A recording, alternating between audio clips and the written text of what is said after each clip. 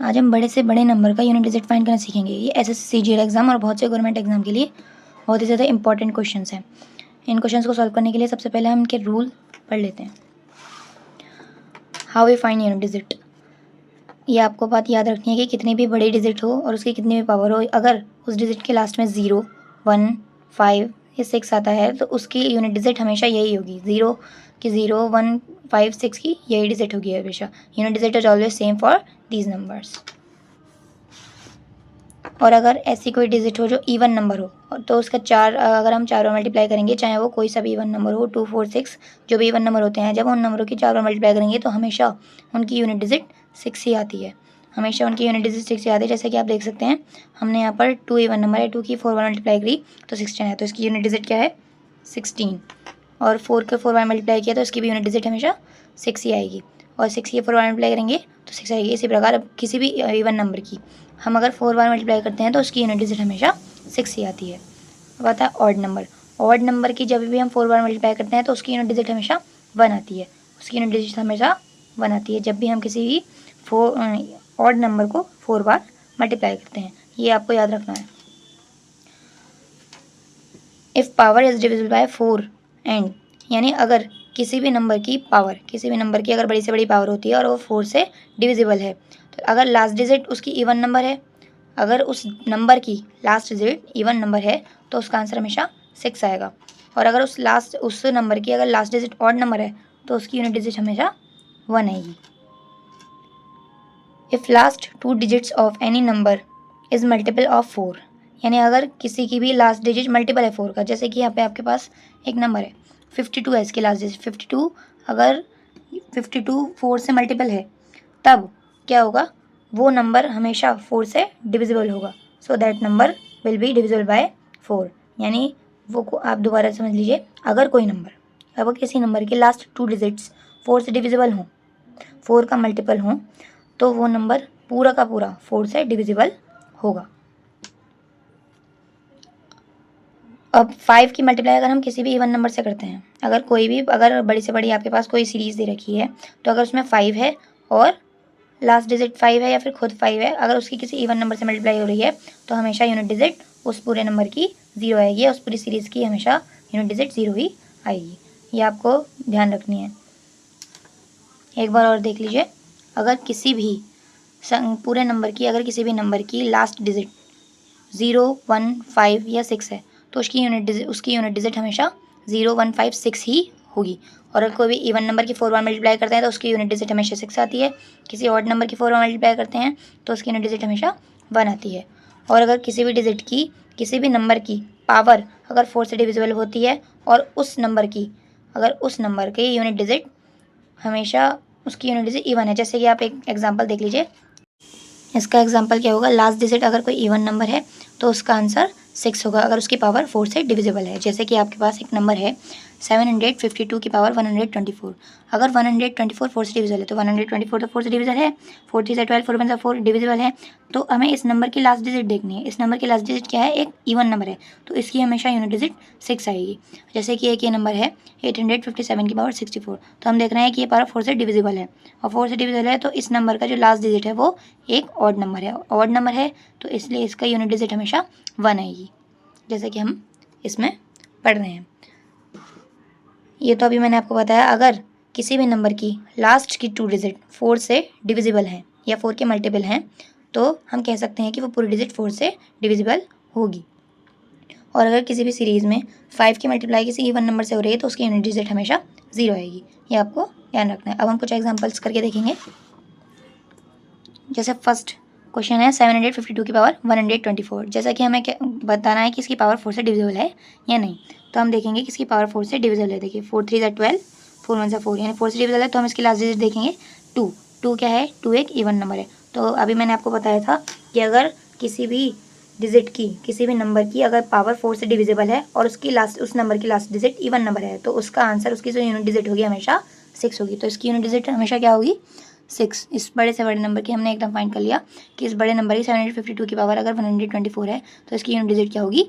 6। अब जैसे आपके पास एक क्वेश्चन है 857 की पावर 64, तो हम यहाँ पे क्या देखेंगे? 64 डिविजिबल है 4 से, तो ये डिविजिबल हो जाएगा। 4 1 4, बचे 2 इधर चले जाएंगे, 4 6 24, यानी ये भी पावर डिविजिबल है। तो हम इस नंबर की लास्ट डिजिट देखेंगे क्या है 7, 7 एक ऑड नंबर है तो इसकी यूनिट डिजिट क्या होगी 1।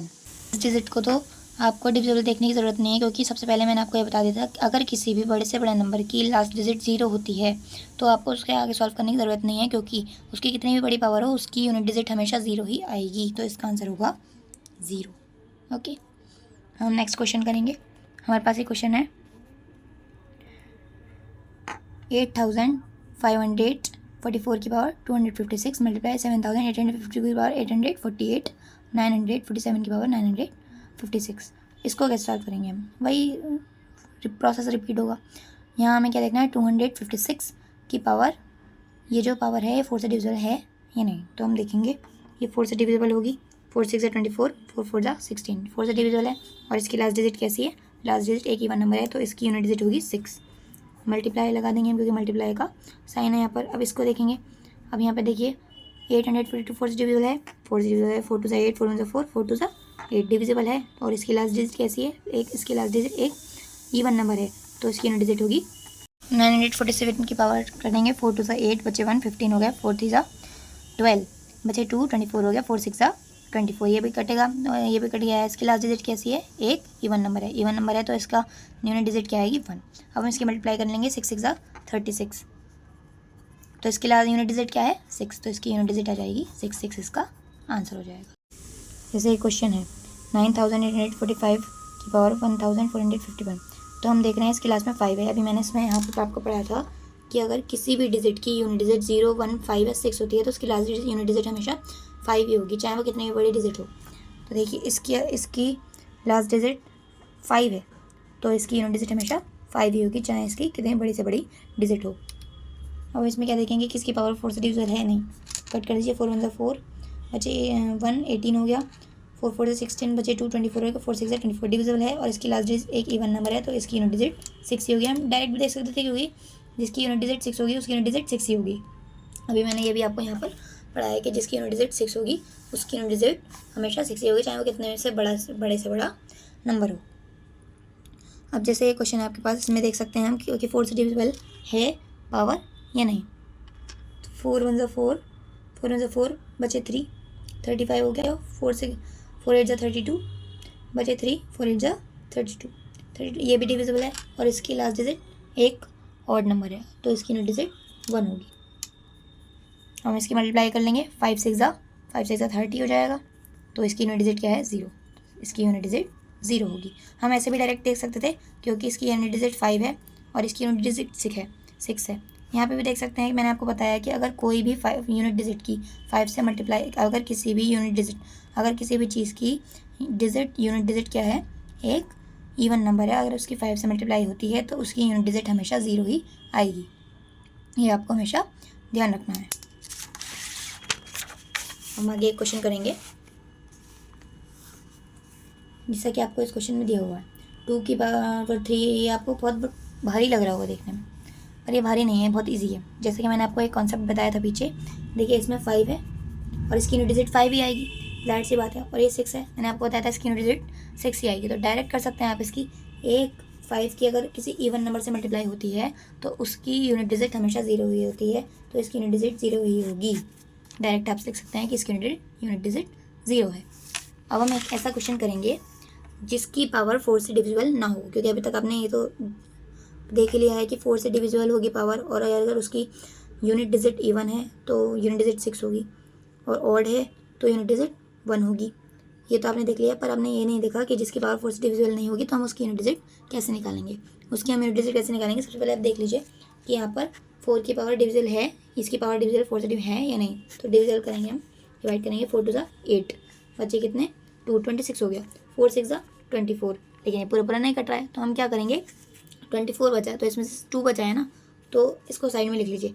अब हमें क्या करना है, इसकी लास्ट डिजिट, इस नंबर की जो यूनिट डिजिट है उसका उतना ही डिजिट का, जैसे ही 2 है तो उसका स्क्वायर कर देंगे। अगर 3 बचेगा तो इस क्यूब कर देंगे, 4 बचेगा उसकी पावर 4 कर देंगे, तो उसकी यूनिट डिजिट का स्क्वायर हो जाएगा। 7 का स्क्वायर क्या होगा 49, यानी 9 इसकी यूनिट डिजिट है। एक बार दोबारा देख लीजिए, अगर कोई नंबर की पावर 4 से डिविजिबल नहीं होती है तो उसमें जो रिमाइंडर बचता है उसकी डिवाइड करके जो रिमाइंडर बचता है उस नंबर की यूनिट डिजिट को हम उसकी पावर उतनी बार मल्टीप्लाई करके लिख देते हैं और जो उसकी यूनिट डिजिट आती है वो उसकी यूनिट डिजिट होती है। ओके।